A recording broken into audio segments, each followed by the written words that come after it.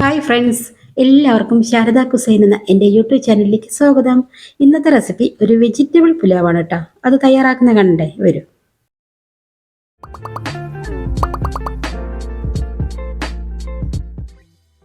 Vegetable pulao തയ്യാറാക്കുന്നതിന് വേണ്ടിയിട്ട് ഞാനിവിടെ കട്ടിയുള്ള ഒരു വട്ടമുള്ള ഒരു ഉരുളിയാണ് എടുത്തിരിക്കുന്നത്.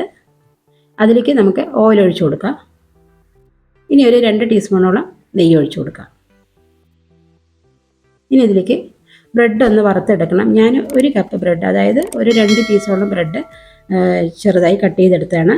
ഇതിനെ നമുക്ക് എണ്ണയിലൊന്ന് വറുത്തെടുക്കാം.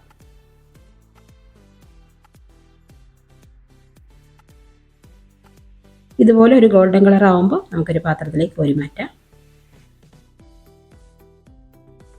നിങ്ങൾക്ക് ഇഷ്ടമുള്ള വെജിറ്റബിൾസൊക്കെ ഇടാം കേട്ടോ. ഞാനിവിടെ ബ്രെഡ്, സോയാബീൻ, ക്യാരറ്റ്, ബീൻസൊക്കെ ഇടുന്നുണ്ട്. ഇനി ഇതിലേക്ക് ഒരു 15ഓളം കാഷ്നട്ട്, അതൊന്ന് ഒരു ഗോൾഡൻ കളർ ആവുന്നവരെ ഒന്ന് വറുത്തെടുക്കാം. ഇത് നമുക്ക് ഇടയ്ക്ക് ചോറിൻ്റെ കൂടെ കഴിക്കാൻ കിട്ടുമ്പോൾ അടിപൊളി ടേസ്റ്റാണല്ലേ, ഇടയ്ക്കൊന്ന് അങ്ങനെ കാഷ്നട്ട് കടിക്കുമ്പോൾ.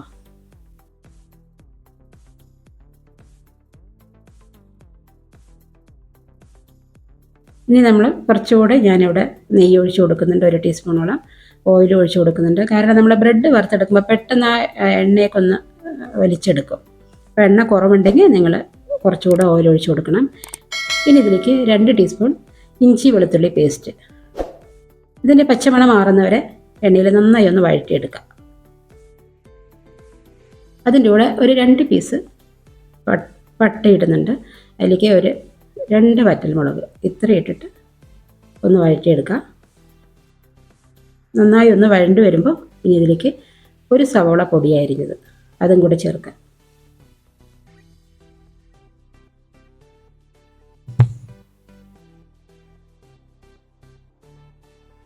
ഇനി ഇതിലേക്ക് 1 കപ്പ് സോയാബീൻ, ഇത് ചൂടുവെള്ളത്തിൽ ഉപ്പിട്ട് കുതിർത്തി വെച്ചതാണ് കേട്ടോ. ഉപ്പും ചൂടുവെള്ളവും കൂടി കലർത്തിയിട്ട് അത് കുതിർത്തി വെച്ചിട്ട് നന്നായി 2-3 തവണ കഴുകി പിഴിഞ്ഞെടുക്കണം. അങ്ങനെ എടുത്തതാണിത്. അപ്പോൾ ഇത് കുതിർന്നിട്ടാണ് കേട്ടോ 1 കപ്പ് എടുത്തിരിക്കുന്നത്. ഇനി 1/2 കപ്പ് ക്യാരറ്റ് നല്ല പൊടിയായി അരിയണം. ഇനി 1/2 കപ്പ് ബീൻസ് പൊടിയായി അരിഞ്ഞത്. ഇനി 2 പച്ചമുളക്, ഒരു 1/2 കപ്പ് പച്ചപ്പട്ടാണി. ഇത്രയും പച്ചക്കറികളാണ് ഞാനിതിലേക്ക് ചേർക്കുന്നത്. നിങ്ങൾക്ക് താല്പര്യമുണ്ടെങ്കിൽ ഏത് വേണമെങ്കിലും ചേർക്കാം. നിങ്ങളിപ്പോൾ ഇതിപ്പോൾ പച്ചപ്പട്ടാണി, ക്യാരറ്റ് ഇല്ലെങ്കിലും കുഴപ്പമൊന്നുമില്ല. നിങ്ങൾക്ക് ഇഷ്ടമുള്ള പോലെ നിങ്ങൾക്ക് പച്ചക്കറികൾ ചേർക്കാം കേട്ടോ. ഇനി ഇതിലേക്ക് കാശ്മീരി മുളക് പൊടിയാണ് ഒരു 1.5 ടീസ്പൂൺ ചേർക്കുന്നുണ്ട്, ഒരു കളറിന് വേണ്ടിയിട്ട്. ഇനി 2 ടീസ്പൂൺ ഗരം മസാലയുടെ പൊടിയാണ്. ഇത് വീട്ടിൽ പൊടിച്ച ഗരം മസാല പൊടിയാണ് കേട്ടോ. അപ്പോൾ നല്ലൊരു ഫ്ലേവർ ഉണ്ടാവും. അഥവാ നിങ്ങൾക്കില്ലെങ്കിൽ നിങ്ങൾക്ക് കടയിൽ നിന്ന് വാങ്ങിയതാണെങ്കിൽ ചേർക്കാം. അതിന് ഒരു 1/4 ടീസ്പൂൺ മഞ്ഞൾപ്പൊടി ഇത്രയും ചേർത്തിട്ട് ഈ മുളക് പൊടിയുടെയും മസാലയുടെയൊക്കെ ആ കുത്തൽ മാറുന്നവരെ ഒന്ന് നല്ലപോലെ എണ്ണയിലൊന്ന് വഴറ്റിയെടുക്കുക. അതോടൊപ്പം പച്ചക്കറികളും നല്ല അടിചേർത്തി നന്നായി ഒന്ന് വഴറ്റിയെടുക്കുക. ഇത് എണ്ണയിൽ കിടന്നൊന്ന് മൂത്ത് വരട്ടെ. ഇത് പട്ടാണിയും ബീൻസും ക്യാരറ്റും ഒക്കെ ഒന്നുകൂടെ ഒരു ഹാഫ് വെന്തും കിട്ടും. അതിന് ശേഷം നമുക്ക് കഴുകി വെച്ചിട്ടുള്ള ബസുമതി റൈസ് എടുക്കാം. ഞാനിവിടെ ഒരു 3 കപ്പ് ബസുമതി റൈസാണ് എടുത്തിരിക്കുന്നത്. ഇത് ഒന്ന് ജസ്റ്റ് ഒന്ന് എണ്ണയിലൊന്ന് വഴറ്റിയെടുക്കുക. ആദ്യം നമ്മൾ കഴുകി വെച്ച അരി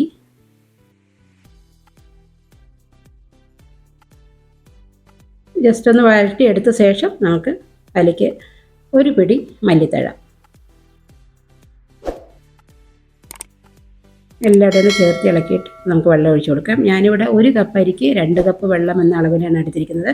അപ്പോൾ ഞാൻ 3 കപ്പ് അരി എടുത്തിട്ടുണ്ട്. അപ്പോൾ 6 കപ്പ് വെള്ളം എടുക്കുന്നുണ്ട്. ഇനി ആവശ്യത്തിന് ഉപ്പിട്ട് കൊടുക്കാം. കാരണം ഇത് വെള്ളം കൂടാനും പാടില്ല, കുറയാനും പാടില്ല. ഇനി ഇതിൽ ഒരു നാരങ്ങാനീര്, ഇത് തിളച്ച ശേഷമാണ് കേട്ടോ നാരങ്ങാനീര് ഒഴിക്കേണ്ടത്. ജസ്റ്റ് ഒന്ന് തിള വന്നിട്ട് ഞാൻ നിർത്തിയതാണ്. അപ്പോൾ ഒരു തിള വന്ന ശേഷം നമുക്ക് നാരങ്ങാനീര് ഒഴിച്ചു കൊടുക്കാം. കാരണം ആദ്യം തന്നെ നമ്മൾ നാരങ്ങാനീര് ഒഴിച്ചു കൊടുക്കുമ്പോൾ അരി ഒന്ന് വെന്ത് കിട്ടില്ല. ജസ്റ്റ് ഒന്ന് വെന്ത് കിട്ടിയ ശേഷം നാരങ്ങാനീര് ഒഴിക്കാം. ഇനി നമ്മൾ വറുത്ത് വെച്ചിട്ടുള്ള ബ്രെഡ് പീസും കാഷ്നട്ടും കൂടി ചേർത്തിട്ട് എല്ലാവിടെയും ഒന്ന് ചേർത്ത് ഇളക്കി കൊടുക്കുക. എന്നിട്ട് നമുക്ക് ഈ സമയത്ത് നമ്മൾ ഉപ്പ് നോക്കണം. ഉപ്പ് നമ്മൾ നോക്കുമ്പോൾ ഒന്ന് മുന്തി നിൽക്കണം കേട്ടോ, ഒരു നല്ല ചുടുക്കിനുണ്ടാവണം. കാരണം നമ്മൾ ഈ അരി വെന്ത് വരുമ്പോൾ ഉപ്പ് പാകമായിരിക്കും. ഒന്ന് അടച്ചു വെച്ച് നമുക്ക് നന്നായി ഒന്ന് തിളപ്പിച്ചെടുക്കാം. വെള്ളമൊക്കെ വറ്റി വന്നിട്ടുണ്ട്. ഈ സമയത്ത് ഒന്നുകൂടെ നമുക്ക് ഒന്ന് അടി ചേർത്തി ഒന്ന് ഇളക്കി കൊടുക്കാം. അരി ഒന്ന് വെന്ത് നോക്കട്ടെ.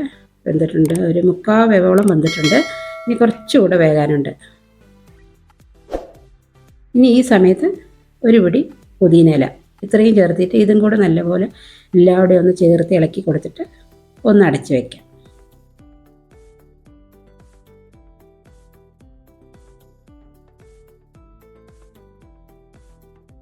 അപ്പോൾ നമ്മുടെ കംപ്ലീറ്റ് വെള്ളവും വറ്റി വന്നിട്ടുണ്ട്. വെജിറ്റബിൾ പുലാവിൻ്റെ കറക്റ്റാണ് വെള്ളം നമ്മൾ എടുത്തത്, കറക്റ്റാണ്. ഈ 6 ഗ്ലാസ് വെള്ളം എല്ലാവരുടെയും ഒന്ന് ചേർത്ത് ഇളക്കുക.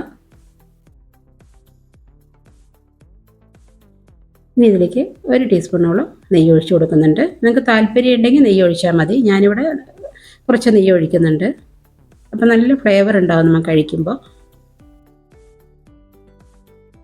എല്ലാവിടെയും ഒന്ന് ഈ നെയ്യൊന്ന് എല്ലാവിടെയും ഒന്ന് മിക്സ് ചെയ്തെടുത്ത ശേഷം ഇതൊന്ന് അടച്ച് വെച്ചിട്ട് ഒരു 15 മിനിറ്റ് ഒന്ന് റെസ്റ്റ് ചെയ്ത ശേഷം നമുക്ക് സെർവ് ചെയ്യാവുന്നതാണ്. കാരണം ഇത് നമ്മൾ ആറുമ്പോൾ ഒന്നുകൂടെ അരി ഒന്ന് നല്ല പുരുപുരേന്നായി വരും ചോറ്. അപ്പോൾ നമ്മുടെ സ്പെഷ്യൽ റെസിപ്പി ആയിട്ടുള്ള വെജ് പുലാവ് റെഡിയാണ്.